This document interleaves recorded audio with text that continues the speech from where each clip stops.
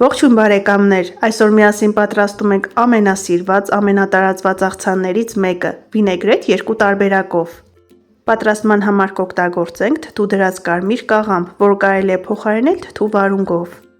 Վինեգրետ աղցանը հարուստ է բուսական սպիտակուցներով և վիտամիններով, երկար ժամանակ պահում է հագեցվածության զգացումը, այն կարելի է պատրաստել նաև մեծ պահքի ընթացքում։ Թթու դրած կաղամբի վրա լցնում ենք սառը ջուր և թողնում ենք 10-ից 15 րոպե, որպեսզի ավելորդ աղիությունը դուրս գա։ Մեկ բաժակլոբին նախապես թռչում ենք, այնուհետև եփում ենք թույլ աղաջրի մեջ, մինչև պատրաստ լինելը, կարելի է վերցնել ինչպես սպիտակ, այնպես էլ կարմիր կամ ոսկեհատ լոբի։ Խաշում ենք 5-ից 6 հատ միջին չափի կարտոֆիլ, այնուհետև խորանարդաձև մանր կտրատում ենք։ Կարտոֆիլը եփում ենք 25 րոպե, որպեսզի մանրացնելուց դրանք չփշրվեն։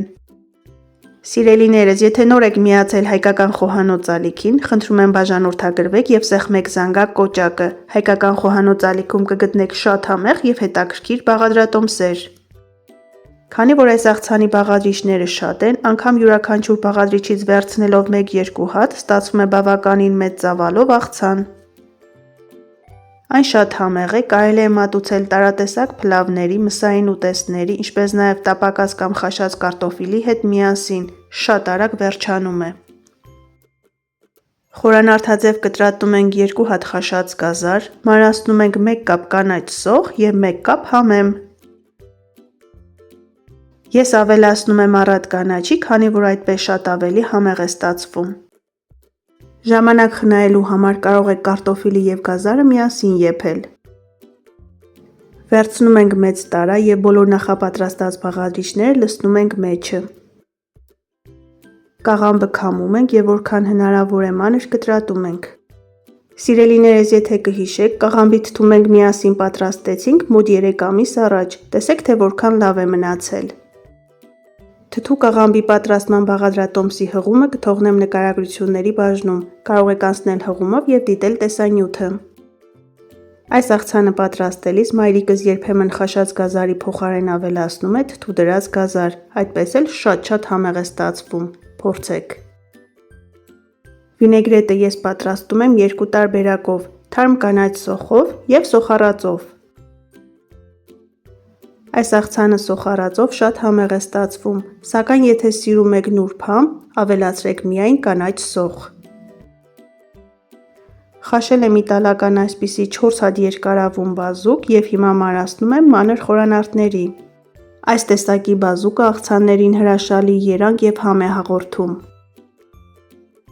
Եթե ցանկանում եք պահպանել բոլոր վիտամինները, գազարը, բազուկը և կարտոֆիլը լվանալուց հետո, առանց կեղևը հեռացնելու փաթաթում ենք փայլատի թեղի մեջ և դնում ենք ջեռոցը, թողնում ենք մոտ 40 րոպե։ Այնուհետև հեռացնում ենք բանջարեղենի կեղևը և խորանարդաձև կտրատում ենք։ Սոխը տապակում ենք այնքան, մինչև թափանցիկ դառնա։ Ես վերցրել եմ կարմիր սոխ, կարելի է օգտագործել սպիտակը։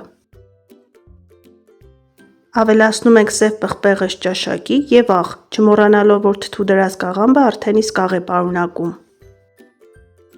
Ավելացնում ենք առատ բուսայուղ, որը աղցանին գեղեցիկ փայլ է հաղորդում։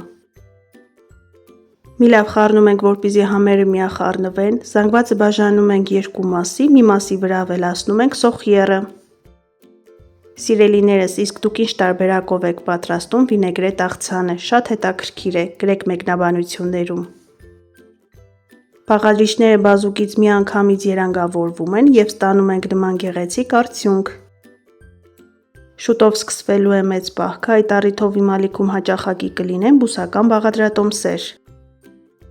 Եթե պահք եք պահելու, հետևեք իմ ալիքին, այստեղ կգտնեք շատ համեղ և հետաքրքիր բաղադրատոմսեր։ Սոխիեռը ավելացնելուց հետո մի լավ խառնում ենք և մատուցում ենք, բարի ախորժակ։ Աղցանը պահում ենք սառնարանում, քանի որ այն շուտ փչանալու հատկություն ունի։